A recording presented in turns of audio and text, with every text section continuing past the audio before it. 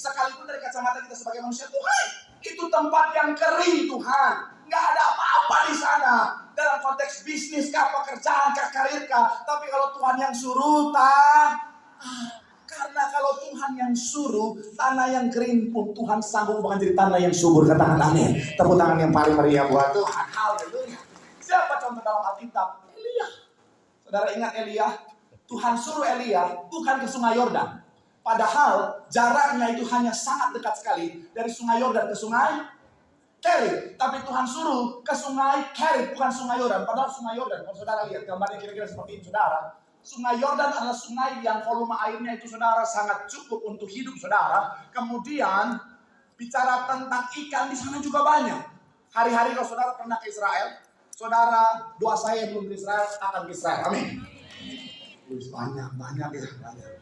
Saya mau bilang saudara, hari-hari ini kan jadi tempat baptisan, saudara. Saya kemarin bersama dengan yang terkasih Pak Pendeta Ari Suparyaji baptis jemaat di sini. Dan saya mau bilang saudara, di sini ikannya banyak dan juga lucu-lucu. Tapi sayangnya ikan-ikannya tidak berperi kependetaan, saudara. Saya kan baptis jemaat bersama dengan Pak Pendeta Ari. Kita baptis jemaat, artinya kan kita lama dalam air. Saya mau bilang saudara, itu kaki saya digigitin sama ikan, saudara. Betul. Dia gigitin kaki saya, dia pikir bulu kaki saya cacing, saudara. Oh Tuhan, mungkin saudara lihat wajah saya tidak berbulu ya. Tapi percayalah, bulu kaki saya berakar, bertumbuh dan berbuah lebat, saudara. Jadi itu Tuhan digigitin sama ikan. Sedangkan kita kan pendeta harus jaga image kan. Sorry maaf Kak. Iya, harus menjaga kekusukan daripada baptisan. Jadi tetap. Ayah udah menderita Tuhan, tolong. Ngetawain pendeta, dosa. Tapi sekarang kita mau bilang saudara, di sini tempat yang sekali lagi saudara bisa memprovide kebutuhan kehidupan seorang Elia. Tapi Tuhan nggak suruh ke sini, Tuhan suruh ke Sungai Kerit. Gambarannya Sungai Kerit adalah sungai yang kecil, saudara. Sungai yang terbentuk dari curah hujan. Makanya hari saudara udah nggak ada Sungai Kerit. Kenapa? Karena kalau dalam waktu lama dia nggak hujan, maka akhirnya apa, saudara? Sungai Kerit jadi kering. Tapi saya mau bilang saudara, sekalipun di Sungai Kerit yang mungkin nggak ada banyak sumber di sana, tapi karena Tuhan yang suruh, Elia hidup dalam ketatan Tuhan tanggung jawab. Betul? Saudara ingat, 3 kali sehari Tuhan kirim burung gagak bawain makanan Elia. Bukan yang biasa, bukan tahu tempe, bukan tempe mendoan, apalagi cilok. Ya, Tuhan suruh kirim bawa daging pagi nih. Elia, wah, ada apa burung gagak? Ini tenderloin. Siang-siang, Elia, ada apa bu? Ini, dia kan burung, panggilnya bu. Ini, sirloin wagyu A5. Wow. Sorenya, Elia, rendang. Ini harus ada kearifan lokal, saudara. Saya mau bilang saudara, nanti kalau saya khotbah di Medan saya bilang BPK, haleluya. Iya, babi panggang Kerit, saudara. Nah, saya mau bilang sekali lagi saudara, Tuhan provide segalanya. Kenapa? Karena Elia taat. Makanya jadilah pribadi yang taat, amin. Kalau saudara saya ingin mengalami yang namanya berakar, bertumbuh dalam Tuhan, pastikan kita taat. Ketika kita mau taat, maka disitulah akan jadi kunci kita mengalami berakar, bertumbuh dan berbuah lebat dalam Tuhan. Tepuk tangan yang paling meriah dulu buat Tuhan. Bilang sama kanan kirimu, hidup dalam ketaatan. Di situ ada pertumbuhan. Tepuk tangan yang paling meriah dulu buat Tuhan. Saya sudah banyak sekali kesaksian, apalagi perjalanan kehidupan saya sudah banyak cerita. Saudara yang sering hadir saya pasti sudah tahu. Saya dulu ketika memilih untuk jadi hamba Tuhan, orang bilang apa? Jangan jadi hamba Tuhan. Seret di sana. Jadi hamba Tuhan nanti kau makan batu. Tapi saya ketika jadi hamba Tuhan gak pernah saya makan batu. Iya, kesaksian saya kalau makan, apalagi kalau kayak di warteg itu saudara, keselit ada batu, saya ambil, saya buang. Saya nggak pernah berpikir untuk makan, saudara. Nggak pernah ketika saya ketemu batu, saya bilang, wah ada batu nih. Aku Aku kan hamba Tuhan. Aku makan enggak pernah. Tuhan selalu berkati, amin. Amin. Makanya saya pernah kasih kesaksian. Jadi hamba Tuhan, semuanya Tuhan tanggung jawab, saudara. Sampai hal yang terkecil yang saya tidak pernah duga nih. Oi. Rambut. Apa sih? Rambut saya disuplai hairspray sama jemaat CP. Oi. Bapak ini rambut bapak kekar, pakai hairspray dari kami. Wih, saya pakai langsung keras. Makanya hairspray jemaat CP seger. Yang mau endorse silakan. Nah, saya mau bilang saudara, semuanya buah dari ketaatan. Gembala sidang kita hidup dalam ketaatan. Hidupnya ditanggung jawab sama Tuhan. Gereja ini diberkati Tuhan luar biasa. Tepuk tangan sekali yang paling meriah buat Tuhan. Haleluya. Yang kedua saudara, ditanam artinya apa? Bicara tentang hidup di dalam Tuhan atau terhubung atau melekat dengan Tuhan. Sama-sama bilang sama saya, hidup dalam Tuhan. Hidup dalam Sama-sama Tuhan. bilang sama saya, terhubung dengan Tuhan. Terhubung dengan Sama-sama Tuhan. bilang sama saya, melekat dengan Tuhan. Melekat dengan Amin. Tuhan. Yohanes 15 ayat 4 sama-sama kita baca. Yohanes pasal 15 ayat 4 sama-sama kita baca. 3. Iya. Tinggallah di dalam aku dan aku di dalam kamu, sama seperti seperti ranting tidak dapat berbuah dari dirinya sendiri. Kalau Kalau ia ia tidak tinggal pada pokok anggur, demikian juga kamu tidak berbuah. Demikian juga kamu jikalau tidak. kamu tidak tinggal di dalam Jikalau aku. kamu, Tidak tinggal di dalam aku.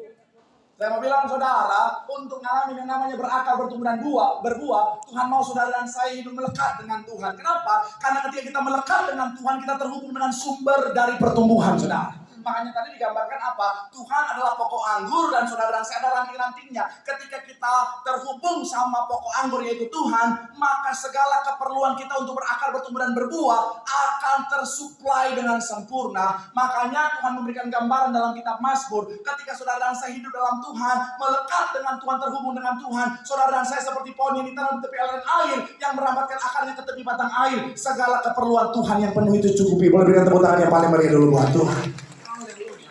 Makanya penting untuk sadari ini, karena ada banyak orang zaman sekarang mulai melupakan keintiman dengan Tuhan, saudara.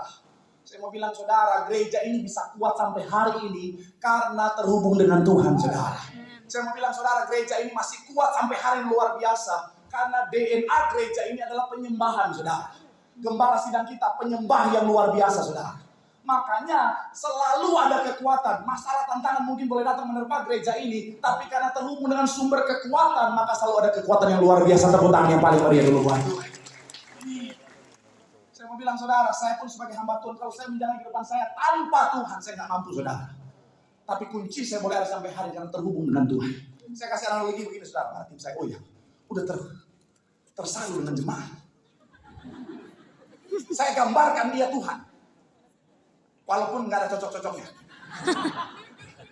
Tapi begini, dalam perjalanan kehidupan saya, ada saat mungkin saya lemah, ada saat mungkin saya lelah. Tetapi ketika saya tetap berhubung dengan dia, tadi kan udah makan banyak. Lagi. Tolong yang bagian ini jangan direkam. Tadi, nah sekarang baru. Jadi selama saya terhubung dengan dia, maka ketika saya lemah, saya tertopang, saudara.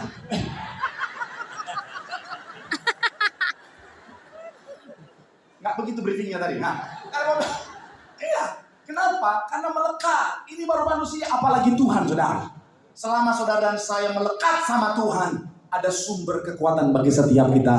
Tepuk tangan yang paling meriah buat Tuhan. Haleluya. Makanya, ayo cari Tuhan, melekat sama Tuhan, jaga keintiman sama Tuhan. Jangan cuma hari Minggu cari Tuhan, Senin sampai Sabtu nggak ada cari-cari Tuhan sama sekali.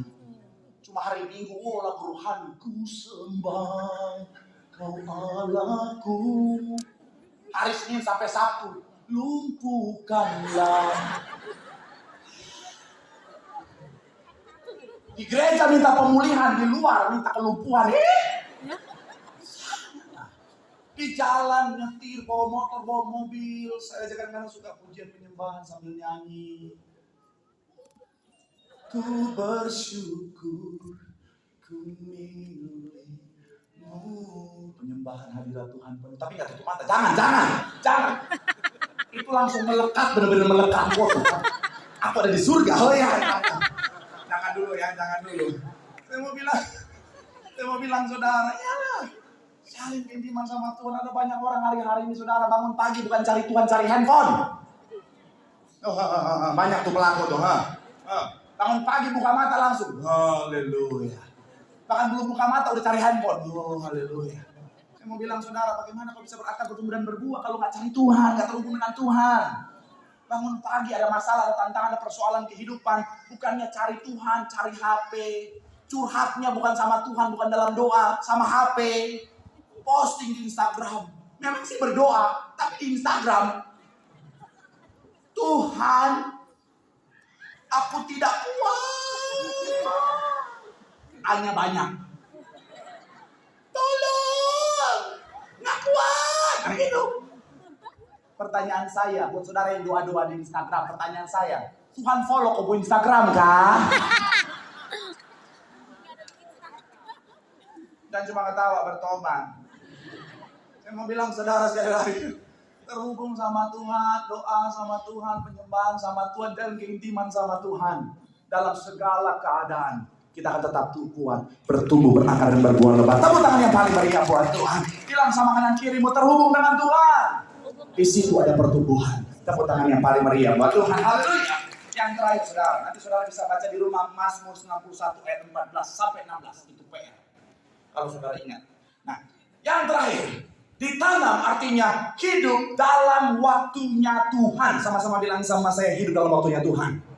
Sama-sama bilang sama saya, tunduk waktunya Tuhan. Tunduk waktunya Tuhan. Amin.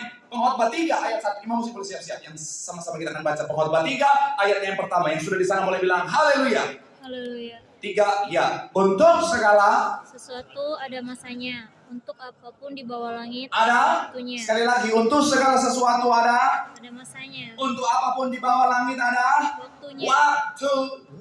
Saya mau bilang saudara, kedalaman benih tergantung dari jenis benihnya saudara. Jadi kalau saudara tadi bicara tentang benih dalam arti dalam konteks berakar, bertumbuh dan berbuah, benih itu akan ditanam sesuai dengan jenisnya. Jadi si penanam ya adalah Tuhan ini saudara akan menanam sesuai dengan jenisnya. Saya percaya nggak perlu jadi seorang lulusan teknik pertanian, pertanaman, perkebunan, kenyamanan, cinta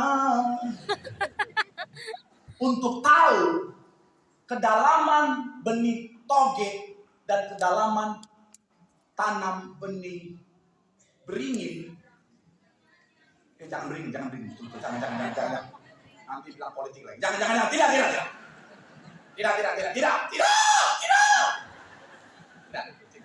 Sekarang apa-apa disambut pautkan politik. Semuanya salah, semuanya politik. Enggak. Tapi memang yang utuh. Saya kemarin ke nggak apa-apa curhat dikit. Iya, saya kemarin ke Surabaya. Saya kemarin ke pelayanan ke sana. Sebelumnya tuh kalau pelayanan ke sana tuh kan enak ya. Maksudnya selesai pelayanan biasa ada jemaat yang minta foto, ada pengerja yang minta foto. Nah dulu tuh bebas, enak. Mau segala macam gaya enak.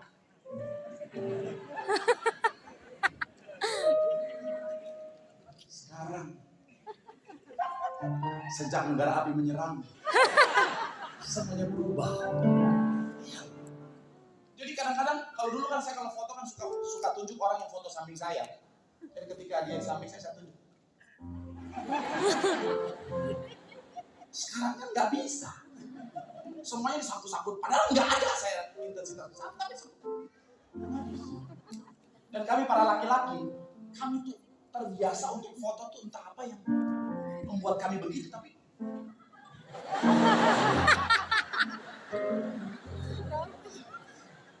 jadi kami tuh kalau foto tanpa kami sadari ada yang merasuki tangan kami dan dia mengangkat. Tapi kalau dulu bebas, sekarang semuanya disangkut pautkan.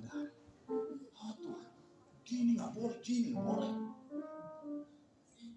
Bahkan dulu suka bis, nggak boleh lagi. Bahkan sarangnya nggak bisa lagi sekarang. Apalagi metal, nggak bisa lagi serba salah. Jadi kemarin saya hanya foto sama jemaat dan pekerja di sana, memang.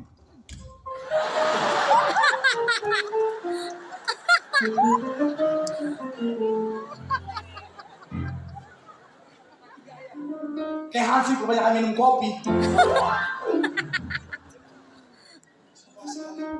Dalam gereja tidak berpolitik, hamba Tuhan tidak. Kita tugasnya mendoakan untuk bangsa dan negara. Itu pesan Ibu Kepala Perkasa. Tapi saya ini udah foto. Kalaupun variasi, gaya ibu-ibu PKK salah gaul.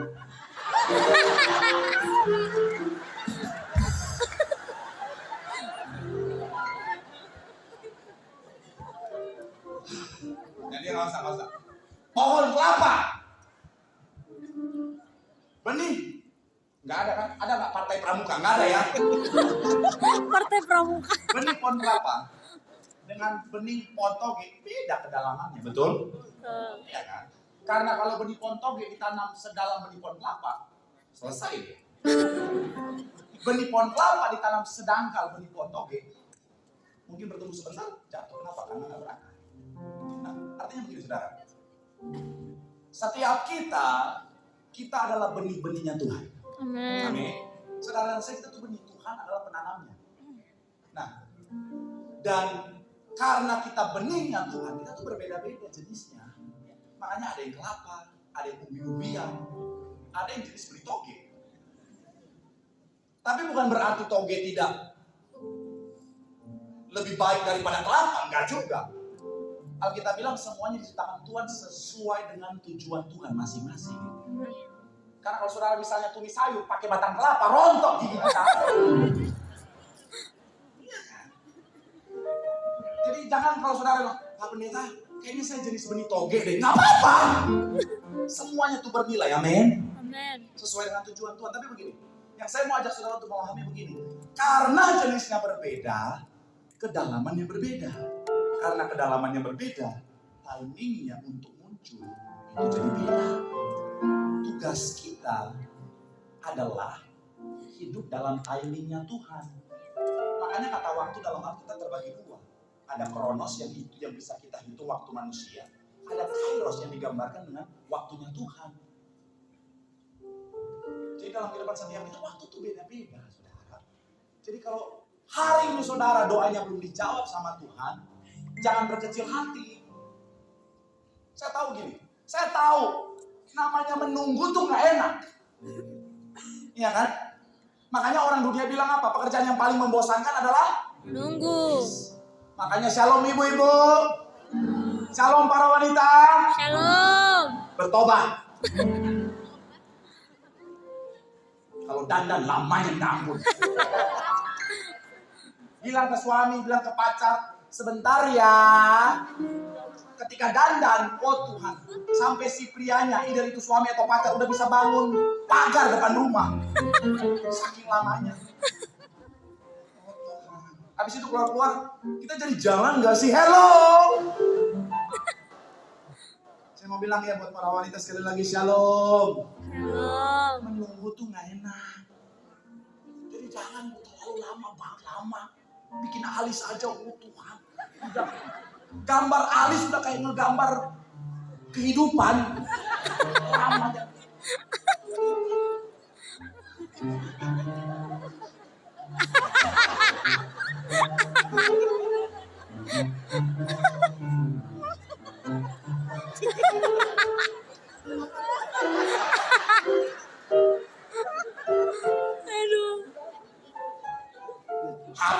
Hapus lagi, gambar lagi, bahkan ada yang pakai penggaris dia tempel di jidat.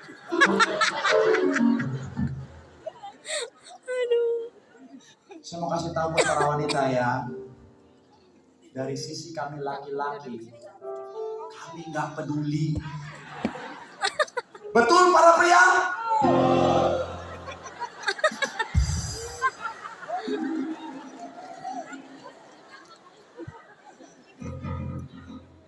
Saudara mau alis beda kiri kanan, kami bodo amat.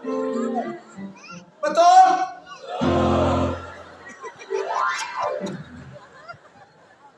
Yang kami peduli kalau nggak ada alis. Waduh mak, gua pikir cicak.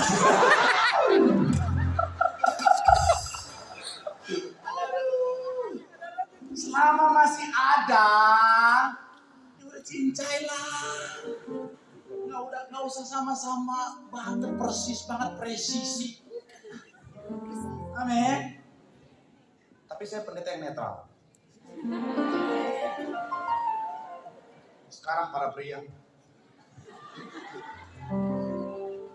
Shalom para pria. Yes.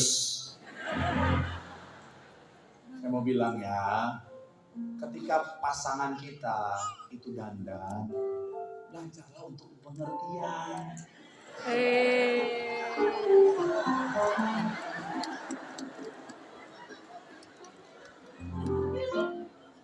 Kenapa? Karena mereka dandan buat siapa sih? Cie. Betul para wanita?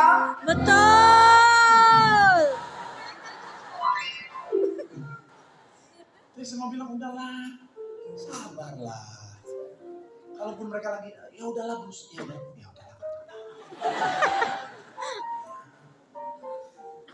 Karena gini ya, jujur saya dulu.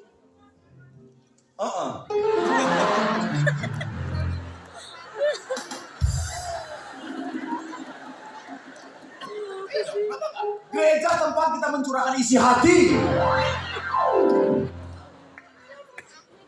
Dulu saya tuh orang yang kadang-kadang suka nggak sabar kalau lihat. Tapi sekarang setelah saya ngerti satu fakta dulu ini. Yang pertama tadi ya, bahwa wanita itu kan dandan buat kita, ya udahlah ngertilah. Dan yang kedua, kenapa wanita tuh kadang-kadang dandannya lama? Karena kan mereka tuh kadang-kadang memang berusaha untuk matchingin antara baju, celana, warna kulit, warna ginjal, paru-paru sama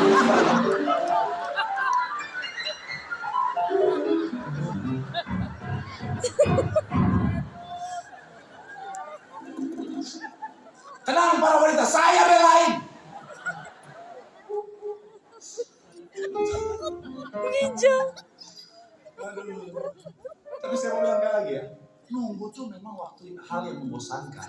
Tapi saya mau bilang saudara, kalau dalam konteks waktunya Tuhan, itu worth to wait. Layak untuk ditunggu. Kalau kita mengerti apa yang Tuhan sediakan itu indah luar biasa, maka kita akan bersedia untuk nunggu. Satu quote yang sangat memberkati saya tadi bilang begini. Coba boleh ucapkan quote-nya, bicara tentang kemauan kita untuk menunggu. Ini artinya bicara tentang sangat ditentukan oleh seberapa kita melihat nilai dari objek yang kita tunggu itu, saudara. Makanya kalau kita tahu itu bernilai, contohnya kayak iPhone 15 misalnya kemarin gitu ya. Ada orang sampai bela-belain menunggu 24 jam di depan tokonya untuk beli. Kenapa? Karena dia tahu itu bernilai buat dia. Nah, soal apa yang sementara Tuhan kerjakan, kita harus paham bahwa itu juga bernilai yang luar biasa. Makanya kadang-kadang lama. Karena yang spesial tuh butuh waktu. Tugas kita percaya akan waktu Tuhan. Karena sesuatu yang baik, kalau tidak di waktu yang tepat, mesti tidak baik. Saya kemarin baca berita, ada seorang anak muda 17 tahun ketika ulang tahun sudah dikasih mobil Fortuner sama papanya. 2400 cc, kecepatan kencang, pakai turbo mobil, itu bisa luar biasa mengerikan. Sedangkan dia masih muda, belum siap, masih punya darah muda. Tolong saya lagi serius ya, tolong. Ya. Akhirnya setengah body hancur, untung dia nggak kenapa-napa. Maka sekali lagi saya mau bilang saudara, yuk jangan pakai timeline-nya kita. Tuhan tuh punya waktu masing-masing bagi setiap kita. Tugas kita percaya waktu Tuhan yang terbaik. Karena ini saudara, sekalipun kita tidak melihat sesuatu itu terjadi, bukan berarti Tuhan nggak bekerja. Karena Tuhan bisa bekerja di balik layar, sekalipun nggak kelihatan oleh kacamata manusia. Tapi ketika memang sudah waktunya, kau akan lihat jawaban doa berkat dan mujizat pasti dinyatakan. Tepuk tangan sekali lagi yang paling meriah buat Tuhan. Bilang sama kanan kirimu, hidup dalam waktunya Tuhan. Waktu Tuhan selalu yang terbaik. Sekali kita tepuk tangan yang paling meriah buat Tuhan. Yang diberkati Tuhan, lambaikan tanganmu. Sekali kita tepuk tangan sorak-sorai yang paling meriah buat Tuhan. Haleluya. Waktu Tuhan pasti yang terbaik. Walau kadang tak mudah dimengerti, lewati cobaan, ku tetap percaya waktu Tuhan Mari sama-sama boleh berikan tepuk tangan sorak-sorai yang paling meriah buat Tuhan. Sambil kita boleh bangkit, bangkit